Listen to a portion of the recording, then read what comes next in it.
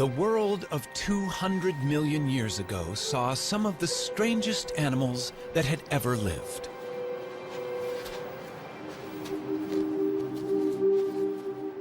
Nothing about them suggested they would become a huge success.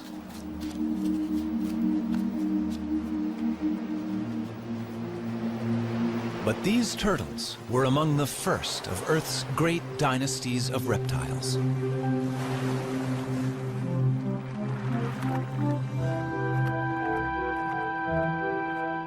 Turtles then and now are unique.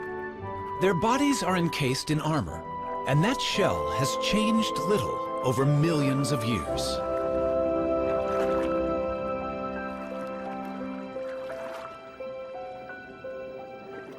Varying greatly in size, they colonized most of the world.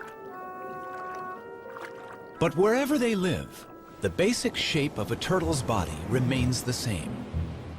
Some land-dwelling turtles, or tortoises, are quite small. Others have become famous as giants. Some long-necked types are at home in and out of fresh water. They and these shorter-necked turtles are known as terrapins.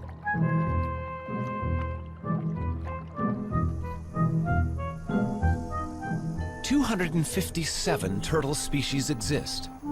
They live in every environment, from the driest of deserts to the coldest extremes.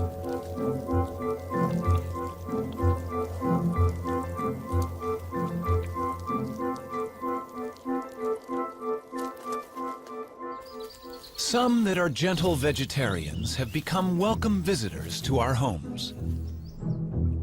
Others hunt out of our view.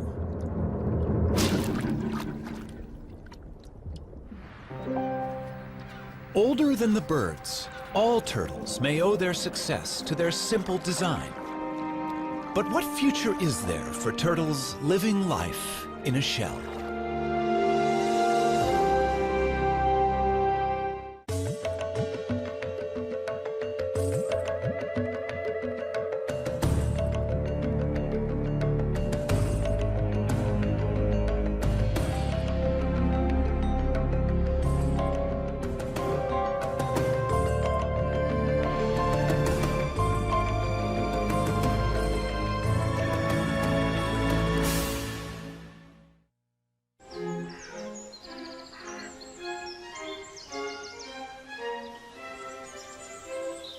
Powderham Castle in England is the ancestral home of Lord Devon.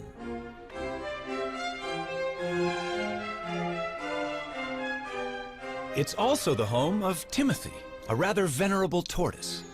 To the present Lord, Timothy is the oldest member of the family.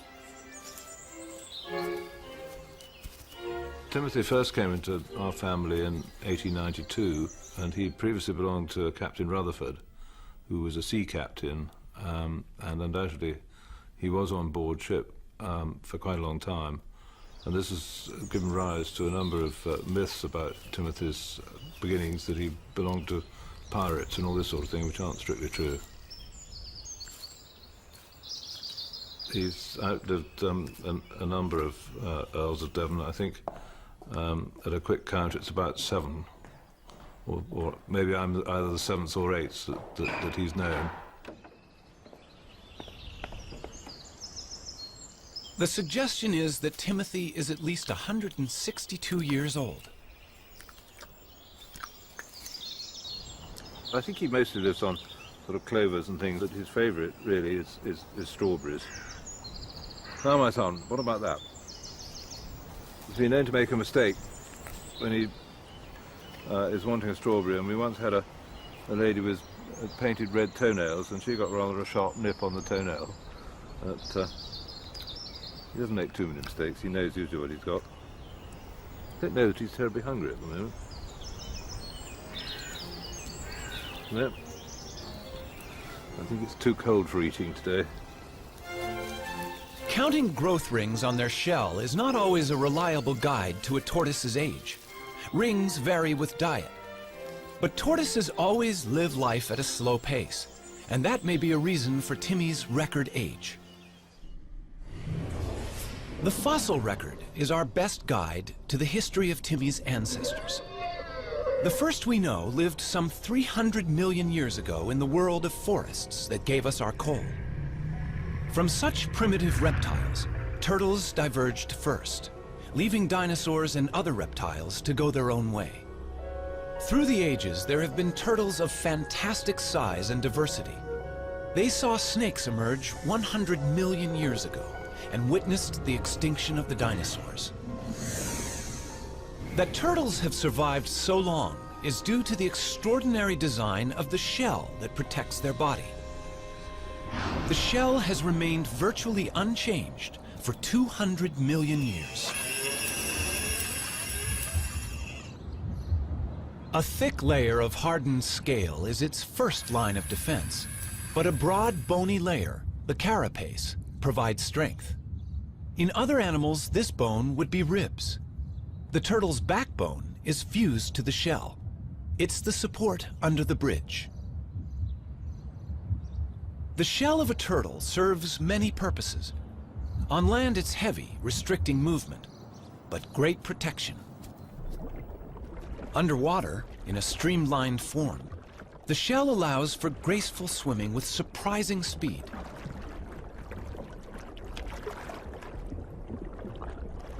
Power is provided by huge front flippers.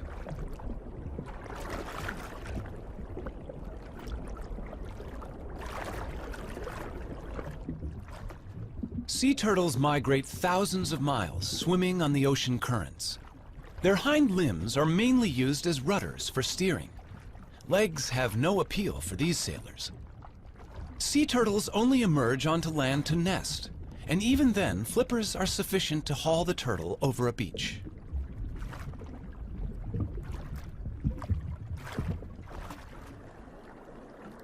Freshwater turtles, or terrapins, do have legs, with webbed toes to propel their streamlined shell. When feeding on the bottom of a lake or river, legs are more useful than flippers. And terrapins also climb out of the water, so their legs are essential.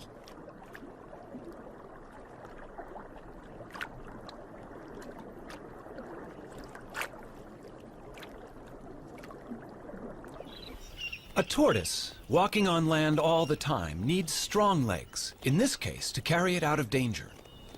The pancake tortoise also has a flattened shell that's handy for fitting into crevices.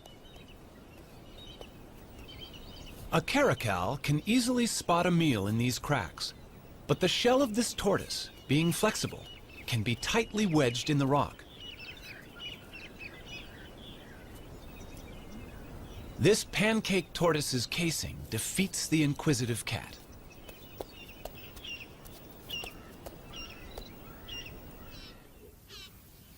Giant tortoises, and this one on a Galapagos island is among the largest in the world, have no natural predators to hide from, but they need weightlifters' legs to move their enormous shell.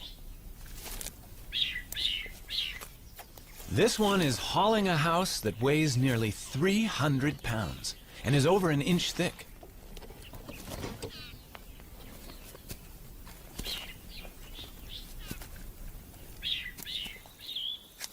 A tiny box turtle leads a far more troubled life in raccoon country, but its domed shell has a cunning device that usually outwits such hunters.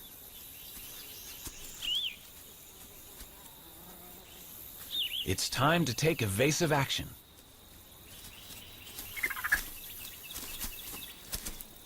The shell is hinged.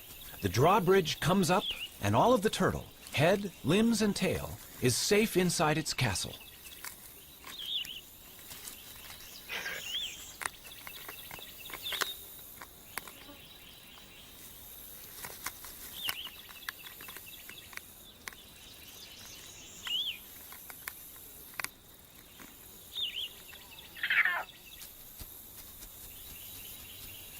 Only when the raccoon retreats will the turtle venture out. That hinge on the lower shell saved its life.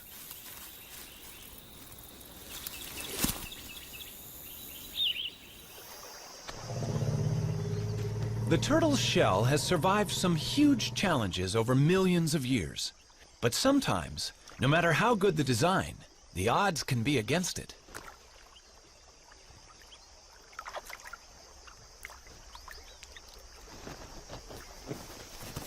That is one lucky tortoise. Surviving the heat of a desert is a particular challenge for tortoises. They can only control their temperature by moving into and out of the sun. Dr. Jeff Lovich of the United States Geological Survey is radio tracking a desert tortoise on a wind farm in California.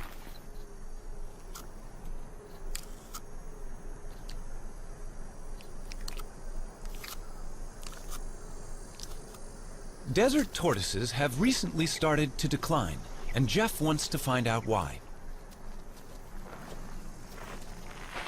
Well, here's one of our females. Hello. Getting a little warm out here, isn't it? It's only 9 o'clock right now, but it's already hot out here. It's probably 95 degrees and it's going to be 115 before the day is over. And she's heading for the burrow off to my right. The tortoise needs the burrow to survive and protect itself from the extremes that are so characteristic of the desert. 115 degrees. 30 degrees more than even this desert tortoise could survive out in the open.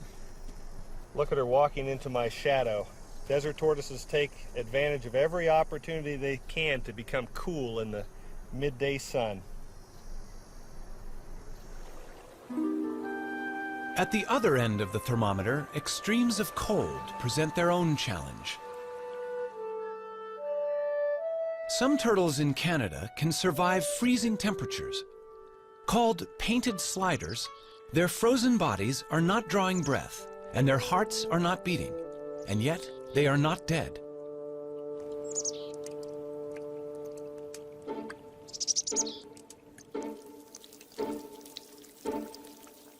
These hatchlings, born in August, freeze and unfreeze throughout the winter until the final thaw in spring. How the cells of their body survive this, nobody knows. Yet the painted sliders leave their nest and start active life unharmed.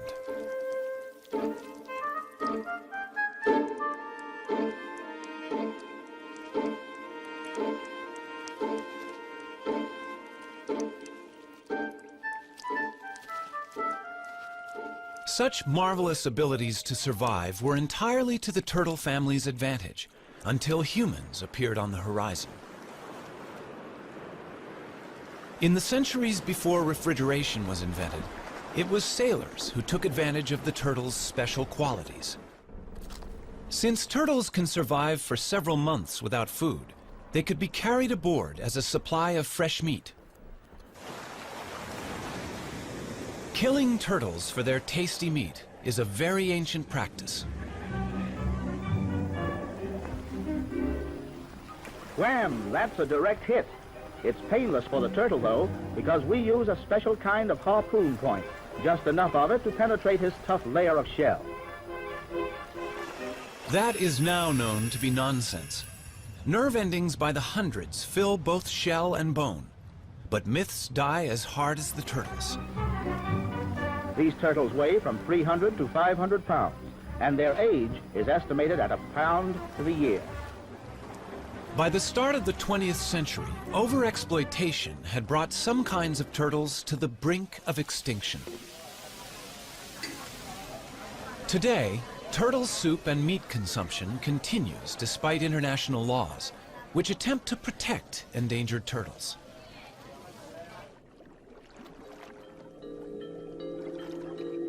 The turtle may well be our defenseless victim, but in the natural world, these successful reptiles have for a long time been quite capable of defending themselves.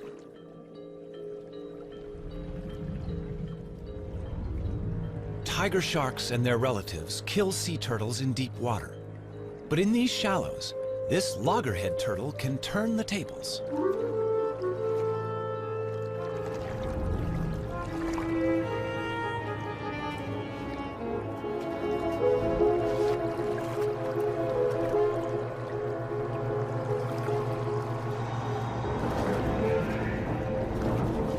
The The turtle is biting the shark.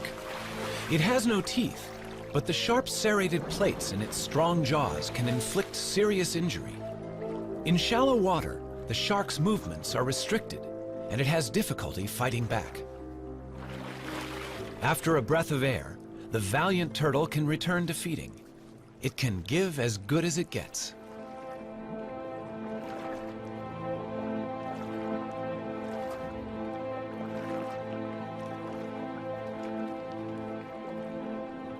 A loggerhead eats a variety of seafoods, but its beak is ideal for capturing hard-shelled prey. Bad luck for this crab.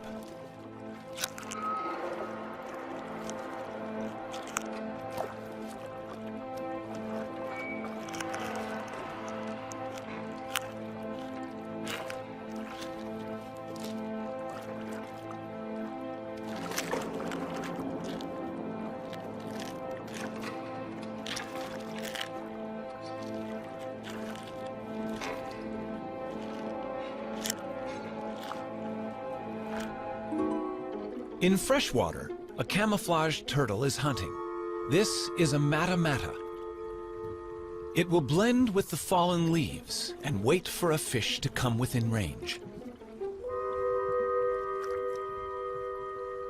Then, it simply sucks them in.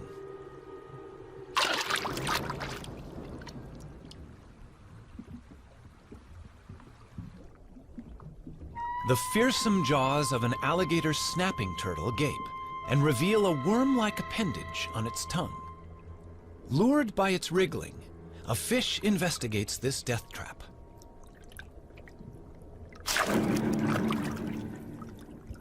And there are even turtles that hunt together. Donald Stridham knows that visitors to the Swardini Reptile Park in South Africa are fascinated by the bloodthirsty terrapins he exhibits there. It's feeding time in the terrapin pool. You know, if I had to put my finger into this water, they would eat it. But I'm going to give them something else to eat, their favorite food, a little piece of chicken here. And if I lower that down, they're going to move towards this. Come, guys. Come on. You'll probably find that the red-eared terrapins come first. They are normally the more dominant, and here comes one now. You can see why it's called a red-eared terrapin. It's got the little red mark behind the eye. And look at that. He's a dominant one, so he will come first. And here comes one of the serrated hinged terrapins on the side here. And the rest of them are going to respond to the movement. In fact, they would have to eat in colonies. They can't easily, as you can see here, bite off a chunk of meat on their own. So they need to tear it amongst each other. They'd eat in much the same way as piranhas. So lots together, biting off chunks and pieces of meat. And you can see that happening right here now. Red ear's got a really good grip on it. They tear at the meat. This is all very necessary in nature. They clean up the place. They're in fact the aquatic hyenas.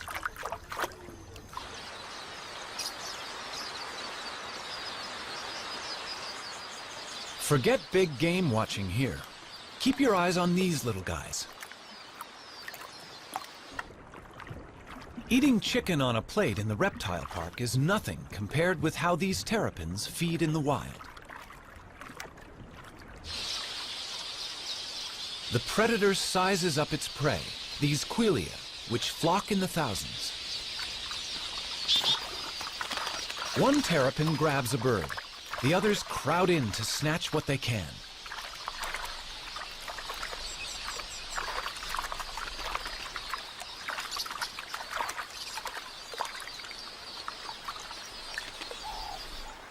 Even birds as big as doves are not safe from the helmeted terrapin's submarine attack.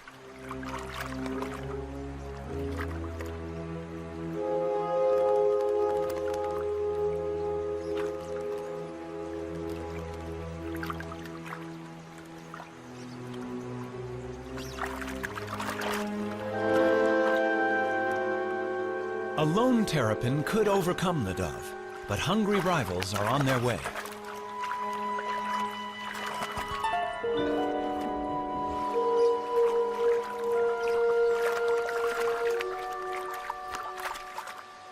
And turtles can be even more competitive when it comes to mating.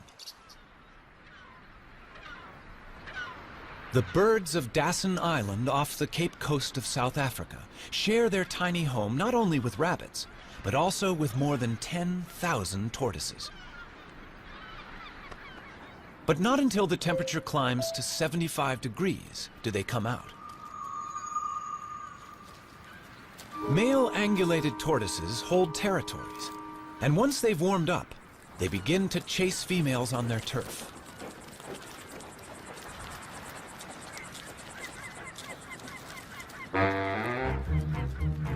Once he's found one, he won't easily let her go. So far, so good, but he's chased her onto another male's territory, which will upset his plans.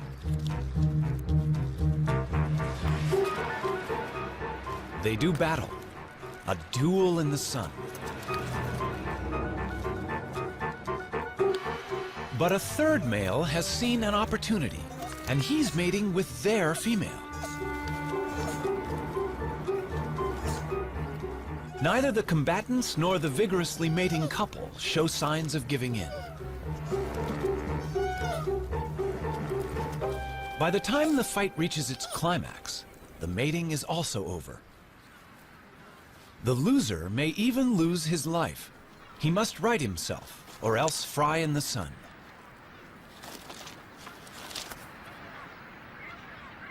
The temperature is rising rapidly. He must get into the shade. But that's hard to find with 10,000 competitors. His answer is to dig in, covering head and limbs and using his shell as a sunshade.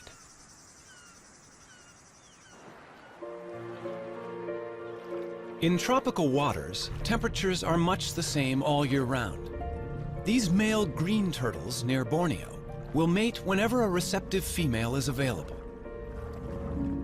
The males have the long tails. They're all pursuing one female.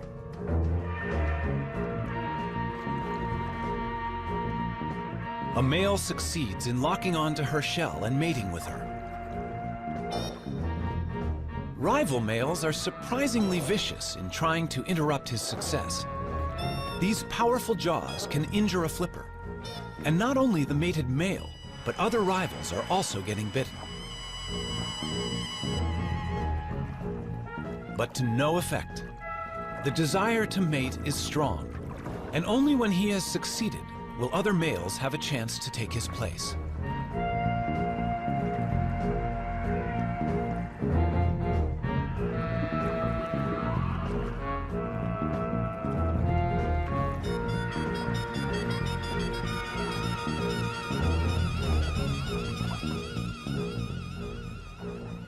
In the sea or on land, turtles breed with little problem. But on the unique islands of the Galapagos, a crisis has arisen. At the Charles Darwin Research Station, the fortunes of the famous Galapagos Island tortoises are being carefully monitored. These tortoises are giants, among the largest in the world. And they are more than just a tourist attraction. They're endangered, and their survival depends on them breeding in captivity here.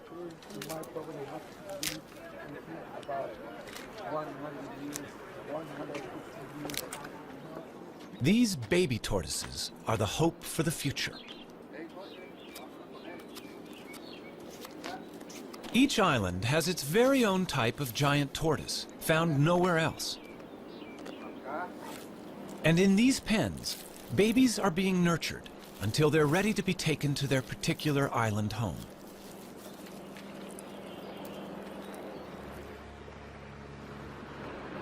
In past centuries, boats landed on each island to plunder the docile giants, killing or collecting them.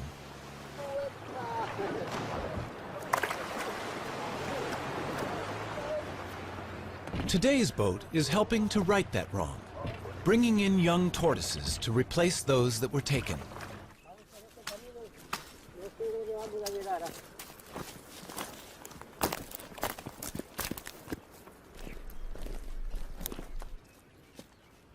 This is the island of Hispaniola. The Hispaniola tortoise was once facing almost certain extinction. Now, the future arrives in a bag.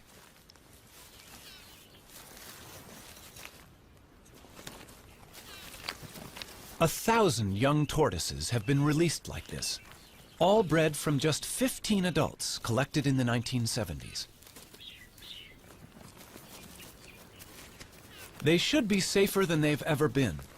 Their only enemy was people, and now the poacher has turned protector. In 20 years, they should all be as big as this adult. But this success has not been repeated for the tortoises of Pinta Island. The last remaining resident of Pinta is living out his old age at the Charles Darwin Research Station. They call him Lonesome George. More than 70 years old, he's the last of his species. All the others starved when introduced goats ate the plants of Pinta, and shipborne rats ate the tortoise eggs. Zoos and private collections worldwide have failed to turn up a relative. And even if a mate were found, he could be too old to breed. The Pinta Island tortoise may be the first turtle species to become extinct in the 21st century. The future of many of the world's turtles is a matter of concern.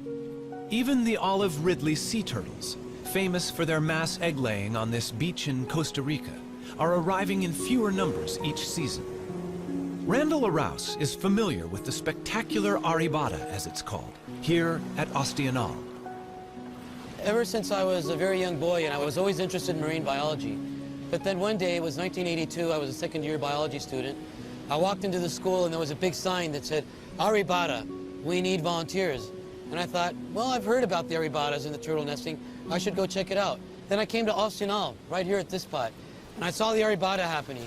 And right then it struck me. Like I had to study turtles, and I've been doing turtles ever since. As many as 200,000 turtles might haul out onto this beach on one night. 20 years ago, it would have been 1 million. But this is still one of the biggest aribatas in the world. The turtles are right now congregating right out there. They're going to congregate in what we call the float, and they'll start coming up after the sun goes down, and probably by midnight or 1 in the morning, we're going to have a very high concentration of turtles nesting here on this beach, and they're not going to finish until sunrise, probably about 8 or 9 in the morning. So yeah, it's going to be some pretty heavy work all night long.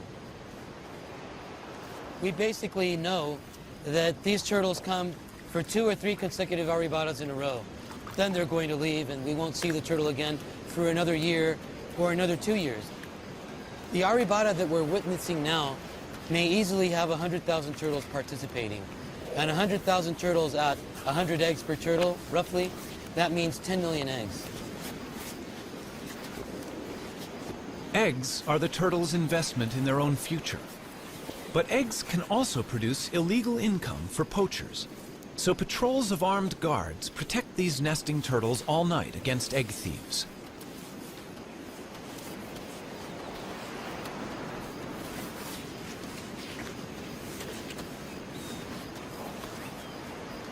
This female may have mated with several males offshore.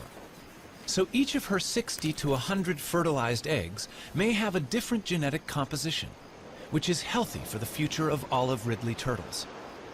Randall can also inspect the health of an individual while she's laying. She seems to be unaware of him and in a kind of trance. He examines her gently for signs of disease or injury while she's in this curious, semi-conscious state. Just why she enters this trance is not yet known.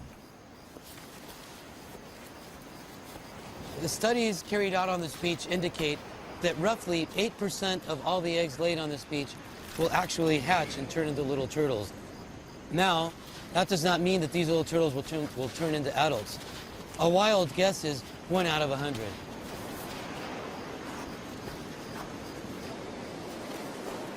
This beach at Ostianal is only about 4.5 miles long. And with turtles still arriving to nest at dawn, there is not much space left, and some inevitably dig up the nests of others.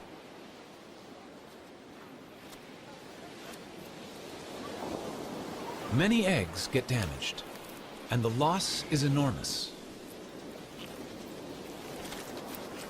The collection of eggs is important for the local economy, but local people are only allowed to take them for the first 36 hours of an arribada. It's a conservation plan they're happy with. The community of Ostional protects their turtles in many ways. Probably the main way is they respect the management plan. There are rules as to when you can harvest, when you can't, and the community as a whole complies. You can only harvest the eggs for the first 36 hours. The eggs have to be packaged in a special way. There has to be receipts. There's all this paperwork. And the people of Ostional comply with all these rules and regulations to their very best. And they get a good harvest without harm to the turtles. Soft-shelled, the eggs travel well to a luxury market, where some are enjoyed over the bar in a pricey drink they call baka.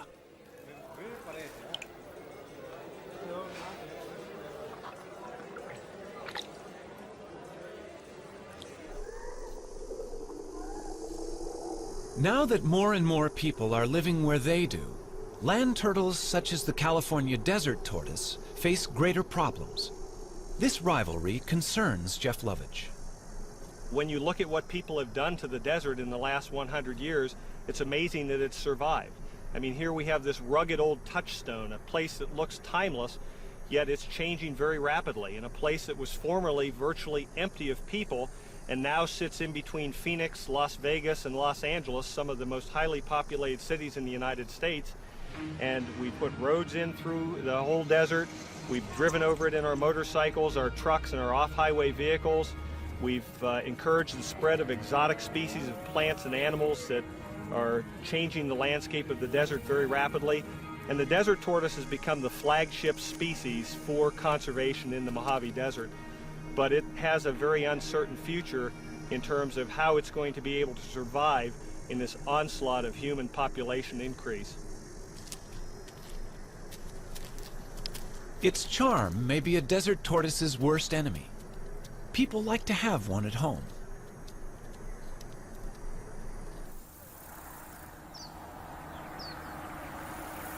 Problems arise when the once loved pet outgrows its welcome. It seems so easy and kind to let it go in the wild. But Fred, or whatever his pet name has been, is about to cause problems among the wild tortoises he will inevitably meet. He appears to have a cold, a viral infection that he'll soon pass on to others.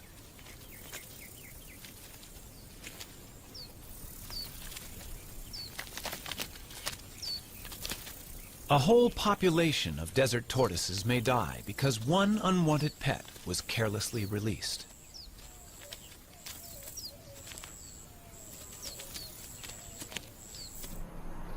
Close to towns, tortoises are presented with other problems. Our roads cross their territories, and they get injured.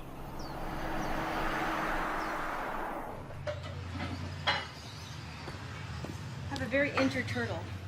Another casualty for the vet. But this one is not from a traffic accident. Hi, what do we have here? Oh, let's have a look. Poor thing. Oh, looks like it's been chewed up by a dog or a coyote or some kind of a predator. Okay, this is just like dead skin, dead scales, so this doesn't hurt. This is just like peeling dead skin off.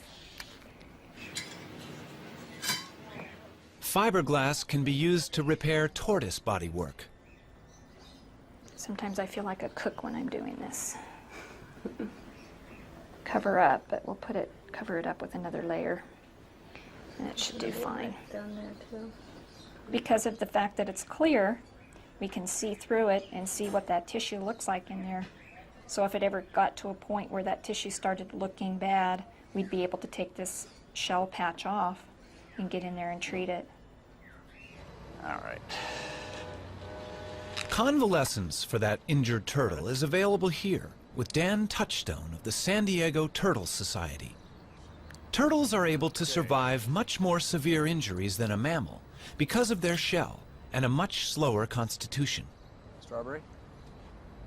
Ah, come on, you want it. He also has orphans in his care, unwanted pets. Morning, Puddles. All are pampered here. How you doing, big guy?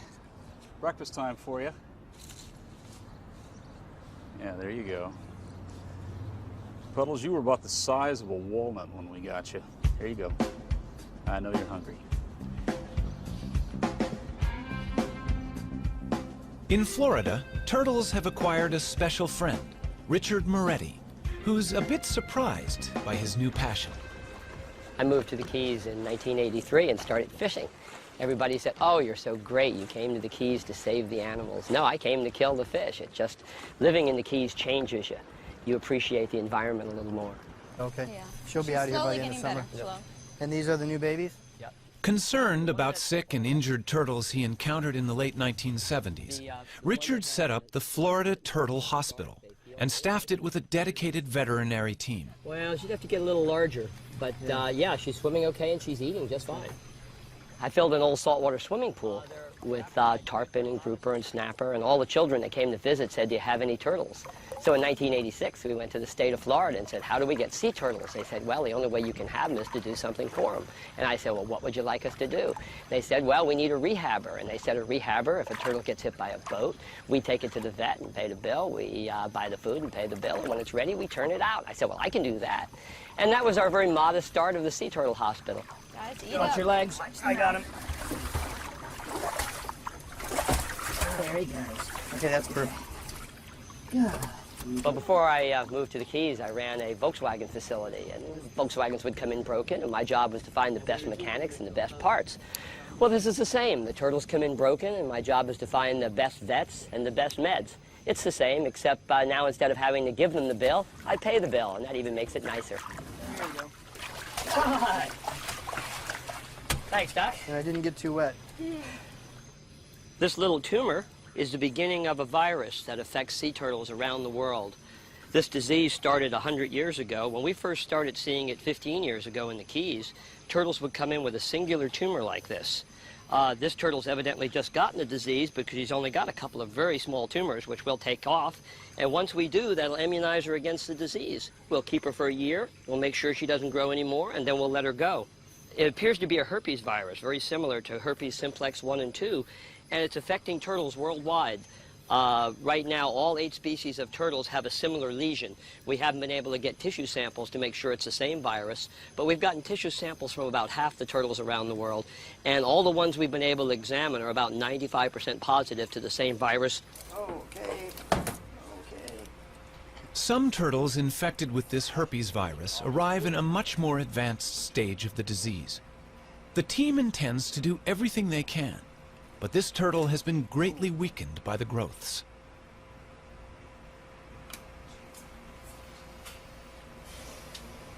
Notice the contrast difference. You have a radio opacity here. Notice it's not bone dense and it's not soft tissue dense.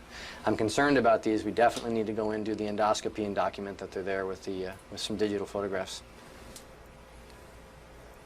Okay. And the reason, Sue, that we have her on her back like this is that way we don't accidentally poke into something like an intestine or a bladder. Here, see, now we're in. That's got to make her feel so much better. Okay, gang, here we go. I'm going to pass this directly in. There we go. The endoscope does not reveal good news. They can recognize large tumors within her body. In the wild, she may not have lived much We longer. have what we need. Okay, now we need to roll her back over. Okay. Because I need to put a suture in there. Suture in there? Okay. Well, that's not good news for this baby, unfortunately. Easy. They can do nothing for her except ease her pain and put her to sleep.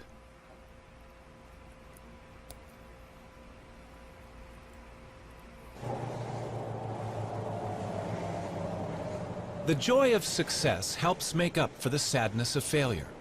And today, 4 rehabilitated turtles are going home. They look like they're ready. Yeah, after never being out of a tank, they're going to enjoy this big tank called an ocean, huh? All right.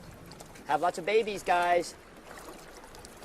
Are you ready for this? You look ready. You're beating me up already? You got your jewelry? Yes. Okay. You can go. Moments like this reassure Richard Moretti that their work is worthwhile. All right, Guy. Shall we send them in pairs? All right, sounds good to me. All right, they're roommates. They've been roommates. Okay, there they go. Ready? Usually when you see wildlife being worked on, it's usually on a picnic table with a buck knife. But we've built a state-of-the-art facility to give these animals the care they really need. Those little turtles that were just released, when they came in, they had been trapped in roots when they were born, and they struggled to get out. And they were cut all the way to the bones, all over their body from struggling with those roots. It took us 2 years to get them ready, and you saw those were nice, healthy turtles. And the feeling, taking a wild animal that's going to live a lot longer than I will, back out into the ocean and turning it loose for future generations, well, you can see, goosebumps. It's great. Nothing feels better than being able to put something back for the future.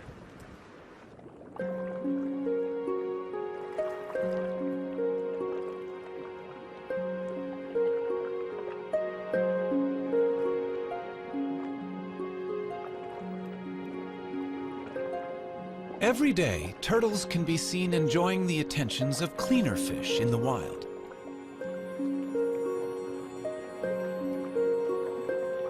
The fish feed on algae, and in doing so, clean the turtle's shell. It's a partnership that's millions of years old.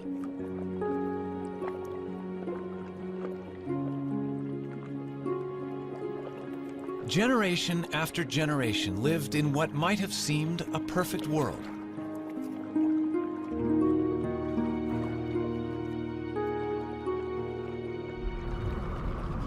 But change is sweeping through the ocean.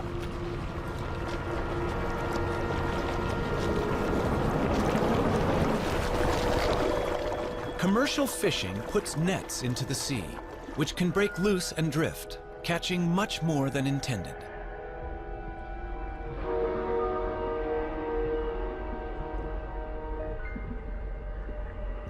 These death traps can also snare and drown frightened turtles.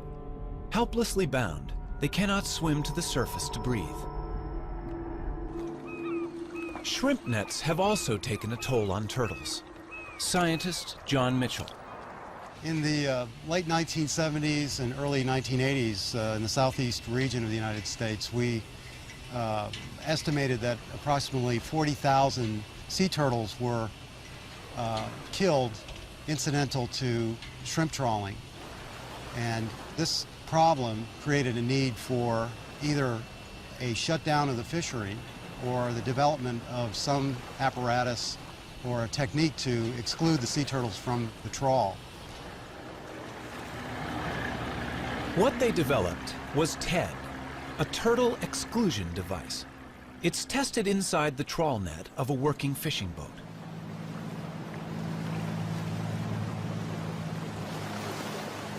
The net is being dragged behind the boat, and the TED is fixed inside the net at the end. The idea is that a turtle in the net hits the device, is pushed up the ramp, and escapes through the top of the net. Only a live turtle can test it. In this situation, a turtle would normally be fatally trapped with the shrimp. But on reaching the TED, the turtle, much bigger than the shrimp, hits the bars, is guided upwards and out into the sea, none the worse for its experience. It's a simple invention, but it saves the lives of many turtles. And the use of TEDs desperately needs to be encouraged worldwide. Here in Central America, we know that in Costa Rica at least 15,000 turtles are being caught a year. And of course, this is definitely going to have an impact on the population. There's a dead turtle right over there, you can see, almost definitely killed by a shrimper. If Costa Rica was implementing TEDs efficiently, this would no longer be the case.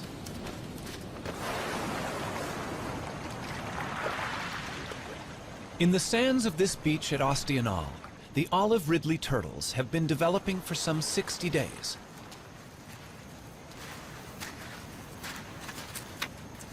What happened under the sand as the eggs hatched is quite special.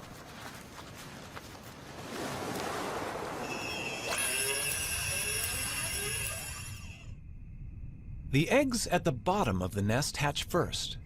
The hatchlings climb to the top of the chamber, and down below, sand fills the space they left. As more hatch, the floor is gradually lifted to just below the surface, and the hatchlings emerge together.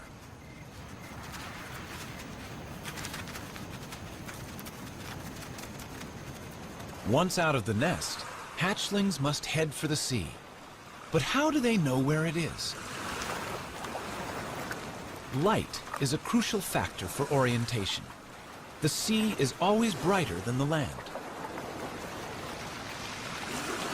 It's thought that when they are grown, these turtles will return to this very same beach to lay their eggs.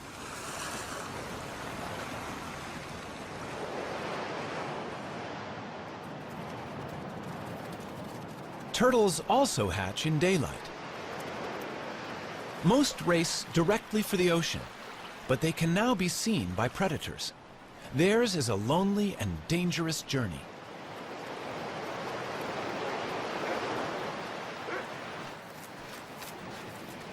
On this beach, almost every animal has a taste for turtles.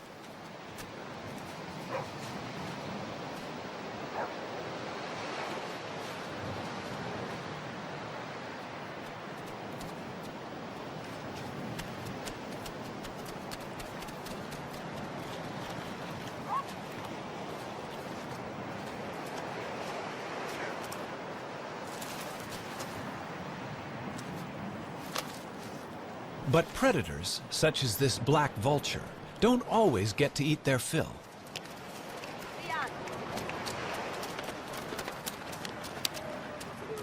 Survival of the turtles is important to the local people. When the turtles are hatching, the women all organize and they go to the beach. They shoo the predators away to make sure that the little turtles can make it into the water. They try to make sure that all these little turtles make it to the water safely, because of course it's to their best interest to make sure that these little turtles make it to the water. They eventually turn into adults and come back and participate in an arribada 10 years down the road. Although some 10,000 hatchlings will survive to become adult turtles, remember 10 million eggs were laid in these sands.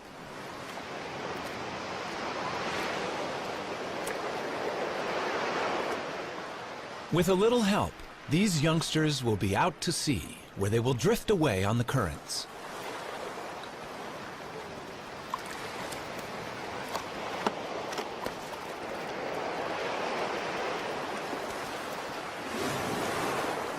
No one knows where they go.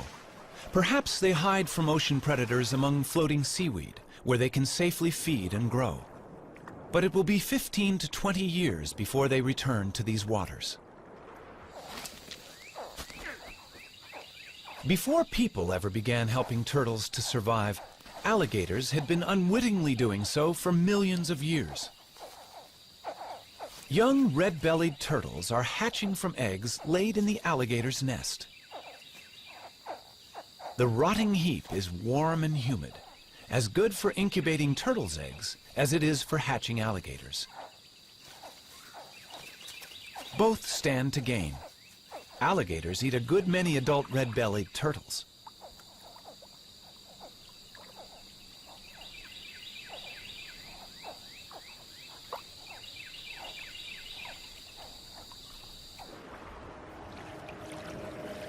For 200 million years, turtles, with their curious bodies encased in their remarkable shells, have endured all manner of change around them. Today's world is unlike that of long ago. The oceans are threatened by human pollution and greed. Ancient homelands have become deserts. Islands are overrun by vermin. And the future for these reptiles may depend on us. We don't know really what role they play in the overall scheme of things with the ecosystem.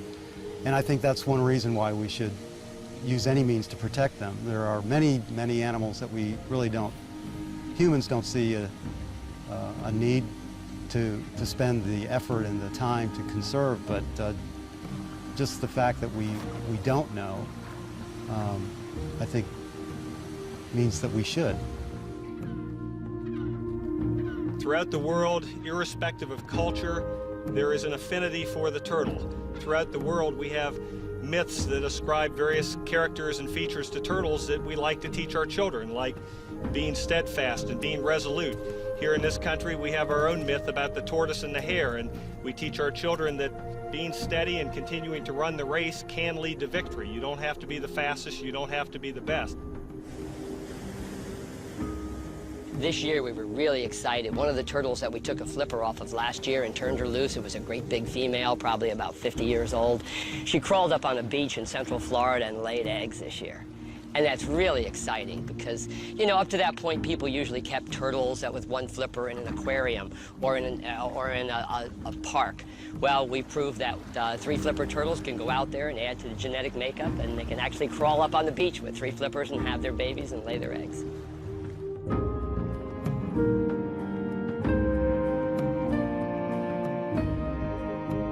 They're 200 million years old. Those are living fossils that we put back in the ocean. And hopefully with a lot of help from our friends that help us work on turtles, we'll see them into the next millennium.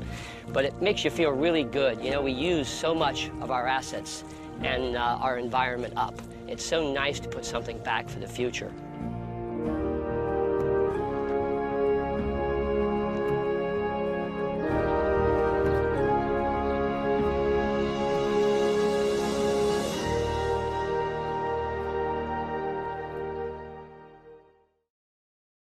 To learn more about what you've seen on this nature program, visit PBS online at pbs.org or America Online keyword PBS.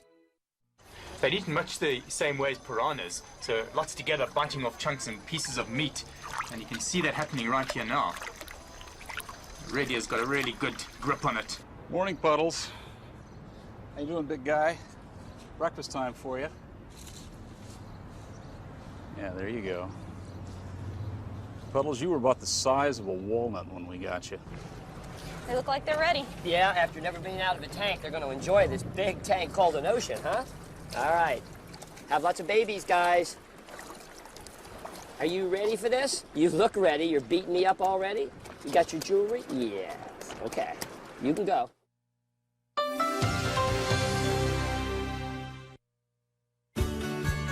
We are PBS.